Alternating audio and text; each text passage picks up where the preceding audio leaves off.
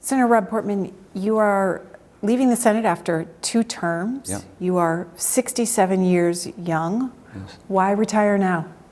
By the way, it's hard to hear 67. That just happened yesterday. So I know. Happy birthday. Thank you. Well, I've been doing this for 30 years, for one. I've been in public service ever since I got out of college, off and on. And I've loved it. I mean, I've really been honored to do it. I've worked in the Reagan administration, Bush administration, 41, in the House of Representatives for 12 years, Bush 43, and 2 cabinet level jobs, and then 12 years here in the Senate. So it's time, and I think it's time for some fresh blood and some new ideas. And it's interesting, when I first got to the House of Representatives, we had a term limits vote, and I voted for 12 years in the House and 12 years in the Senate, which is what I've ended up doing. Not that I was, pledging to do that, but I think it's about right. Second, I do love the private sector, and I love the nonprofit sector, and I love getting things done, in a maybe less bureaucratic way outside of government. And this will give me a chance to do that in my last quarter. I still have enough energy and enthusiasm to work full time, and I look forward to doing that. I'm not quite sure what it'll be yet, but it'll be a mix of things probably. You won't retire then? It won't be that kind of retirement. I'll be retired from the Senate and have more time with our wonderful 3 children and their spouses and their work, and Jane and our family more broadly. And we have a little family business I really love. My brother's been picking up a lot of the slack on that, which is an old stagecoach in Ohio, the oldest continuously operating business in Ohio. And it's a big old restaurant and hotel that is near our town of Cincinnati, and very near a farm that Jane and I have. So I will look forward to spending more time with the Golden Lamb as well. It's an historic inn that it's just a lot of fun to be involved with. Did you say a farm? We have a farm, and the farm provides the vegetables for the restaurant and the honey and the maple syrup, and we have some cows on the farm, and that's another passion of mine, so that'll be fun. What have you enjoyed the most about being a U.S. Senator? No question, it's just getting things done for people. I mean, it's an opportunity to serve. There are various ways to serve. When I was growing up, my mom was big into service, and she was always volunteering here or there, doing something, and kind of imbued that in us and insisted that we serve too. So that kind of got into my blood, and so it's a way to serve. It's not the only way to serve. In some ways, it's the hardest way to serve. Elected office is not easy sometimes, and it's not for everybody. But you can really get things done for people, and that's what I've been able to do, both through our direct work with constituent service, but also through legislation. So whether it's the efforts we've undertaken on the opioid front, or whether it's human trafficking, or second chance, helping people come out of prison, get back on their feet, or the work we've done more broadly for the economy, for retirement savings as an example, helping small businesses help people to save for their own retirement. That's been really satisfying to me. That's been the best part. The politics and fundraising is not the best part. And then I was with a bunch of colleagues last night talking about this idea that, if you're in public service for the right reasons, it can be really fulfilling. This job can be great, and because you can achieve results for the people you represent and for the country at large. You've been known for your bipartisanship work. Where does that come from?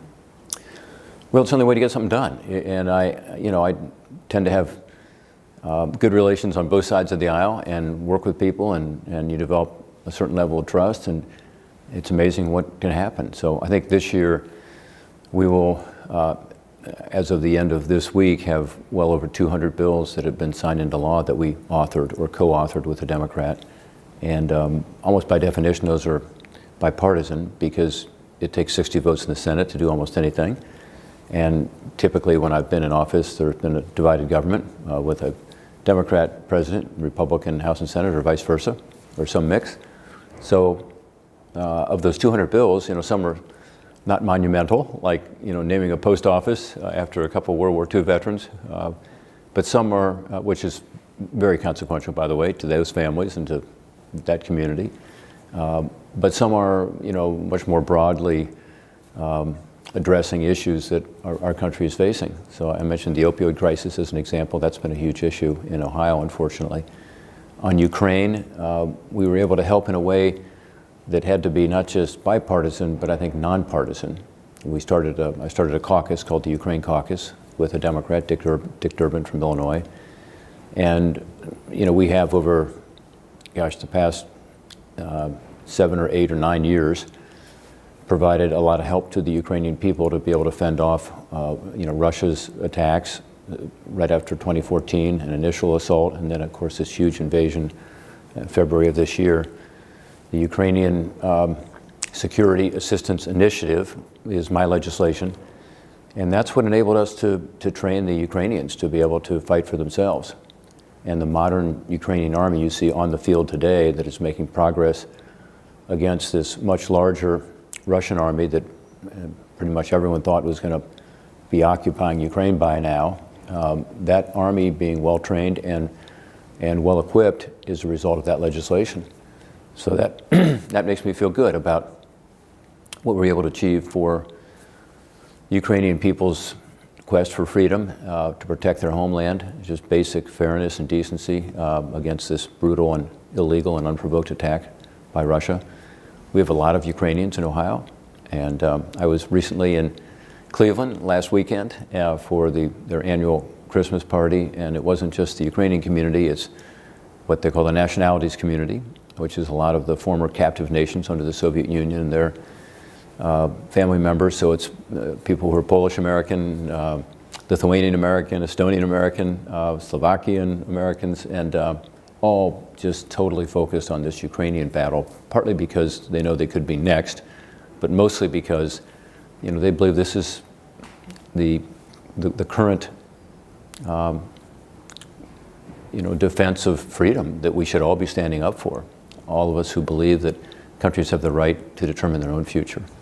How many times did you travel to Ukraine? You serve on the Foreign Relations Committee. Obviously, you've been doing this work for years while you've been in the Senate. How many times did you travel there?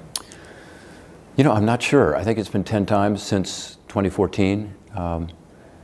Maybe 12 times if you include some cross-border trips that I took that we didn't go very far in because we couldn't right after the invasion.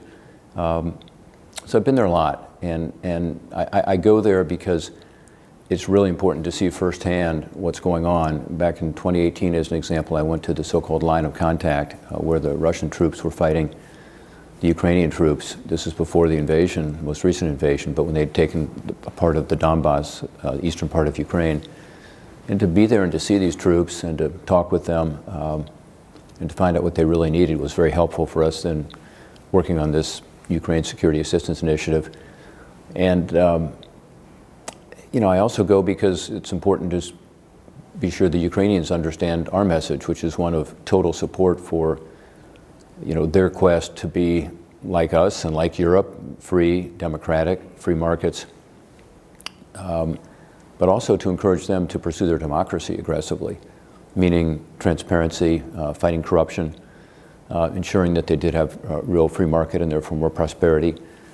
And they were making great progress on that, but frankly, that's part of the U.S. role, is not just to be blindly supportive of Ukraine, but also help Ukraine to achieve the goal of becoming fully integrated into the West. Their model might be Poland, or it may not be the United States exactly, but it is a democratic future. And so I've been involved in both those efforts to provide Ukraine what they needed to defend themselves against this illegal and unprovoked attack by Russia, which has been constant since 2014, but also to ensure that they were going down the road toward democracy and prosperity, and they are, and even now in the middle of this war, they continue to work on those efforts. You have served on Finance Committee, Energy and Natural Resources, Homeland Security, Foreign Relations. Which one have you enjoyed the most? Oh my gosh. Is it like picking children? It's like choosing your children, yeah, exactly. Which I do now and again, because I have a daughter, so 2 sons. But anyway, yeah, I mean, look, I've loved them all. My sort of natural proclivity is more toward the Finance Committee because I'm a former trade lawyer and was U.S. trade representative, so the trade issues are one of my passions. And tax reform and international tax is one of my areas where I know it's a boring topic, but I feel really strongly about the fact that we need to attract more capital and people back to America, and our tax system has penalized that. In 2017, we changed most of that very positively, and the results were amazing in terms of bringing money back and people back and jobs back, and wages went up. So Finance Committee is a area where I focus a lot. And energy, I'm very interested in that. It's big for Ohio. And Homeland Security is also a passion of mine, and I've enjoyed being the ranking Republican there. So I'm the top Republican in seniority now on that committee.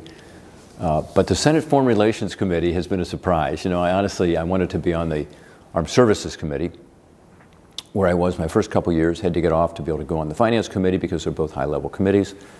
So I asked for a waiver to be able to serve on both Armed Services and Finance. That was declined, but they said, we'd like you to serve on Foreign Relations. And they wanted me to be on it, meeting our leadership, and I kind of reluctantly did it. It's been great. It's been really interesting. And it revives a lot of my contacts from my days as U.S. Trade Rep. But America's place in the world is really what that committee is about, and how to ensure that America continues to play this role of keeping the peace, keeping the lanes of commerce open, encouraging democracy and freedom around the world. And so that's been a lot of fun. It's been an interesting committee. Most significant legislative achievement? You know what it is? It's really the process we've gone through, which is to reach out to Democrats, find that elusive common ground, and then get something done to help the people of our states or the country in some cases. So that's what I'm most proud of, is kind of the process that we used. And I would point to, you know, of the 200 bills we talked about that we've gotten signed into law, infrastructure, where for 5 administrations, I think it's fair to say, presidents have said, we're going to get infrastructure done. Congress has had infrastructure projects in weeks, and everything was going to be all fixed, and it never was. And so finally, we got a group, starting with Senator Sinema and myself, and then 5 Democrats, 5 Republicans, then 10 and 10, then 20 and 20, and kind of from the middle out, coming up with a proposal that really does help to fix our roads and our bridges and expand broadband, deal with so many of the infrastructure challenges that we have in this country. So that process is what I'm proud of, but also that accomplishment would be one. Another would be on the drug issue more broadly. I think we helped change the national conversation twice. Once was when I was in the House. We started to shift Republicans from focusing just on the supply side of the drug issue more toward the demand side, meaning instead of just talking about interdicting drugs or, you know, eradicating drugs in foreign countries, is how do you deal with prevention and education, treatment, recovery. And so I think that was helpful, and I passed legislation called the Drug-Free Communities Act, started my own anti-drug coalition back home that's still going. I chaired it for 9 years, and I've been on the board, you know, when I've been out of office, and I think that's really important. We spawned about 2,000 community coalitions around the country through that effort.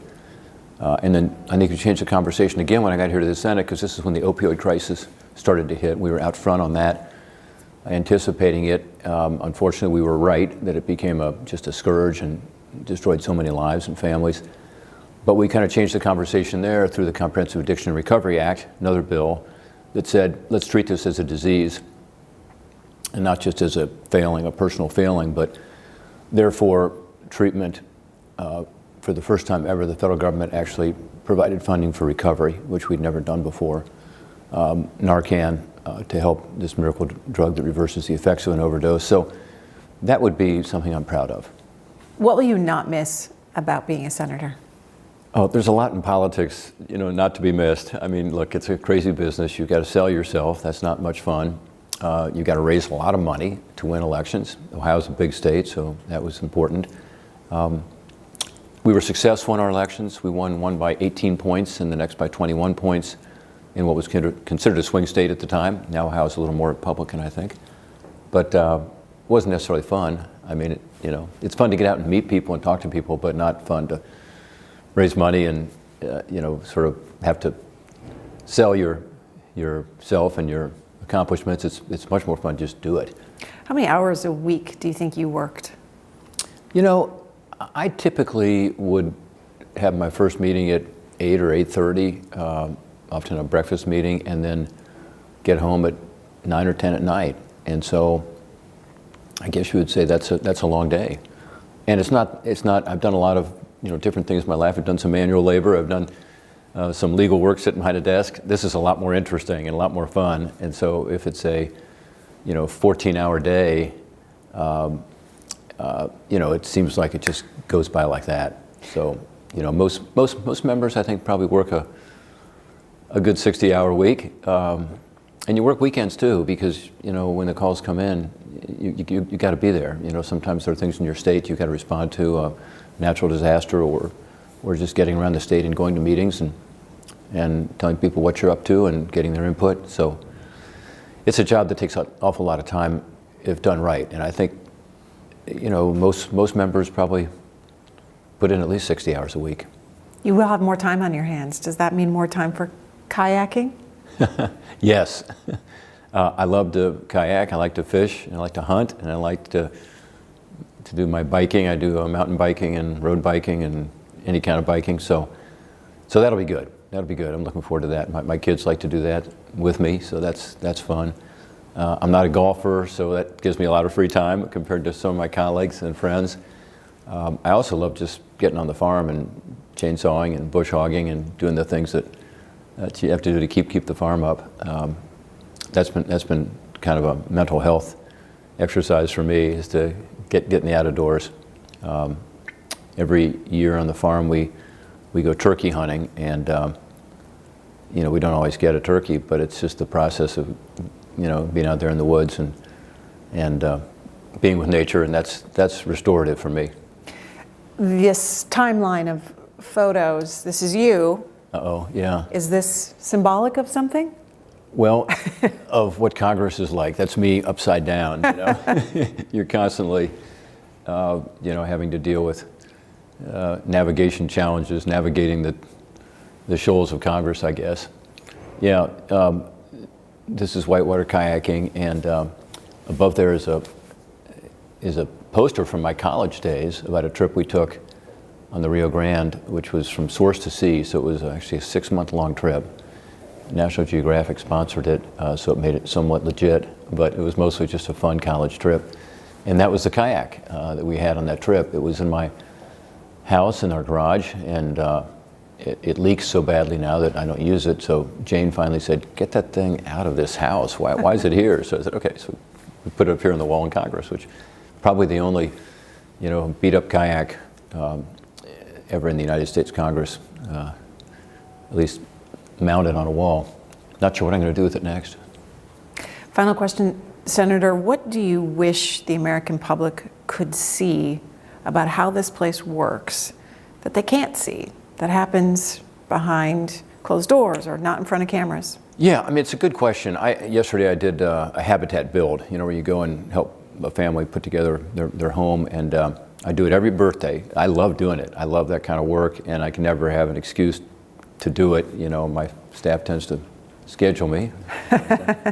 So I say, no schedule on my birthday, I'm doing the habitat build. So I did that yesterday, and one of the guys was a volunteer, older guy, who stopped me kind of in the middle of hammering.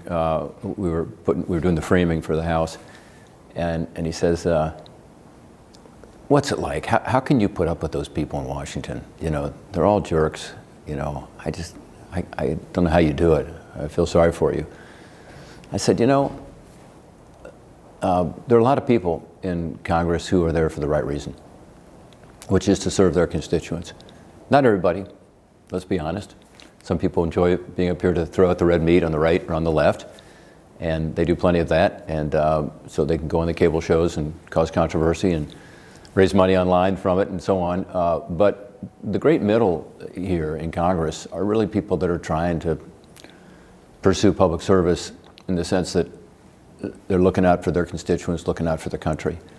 And so, I mean, I had a hammer in my hand and he did not, so he couldn't object, no. But he said, "Okay, I don't have a view into that."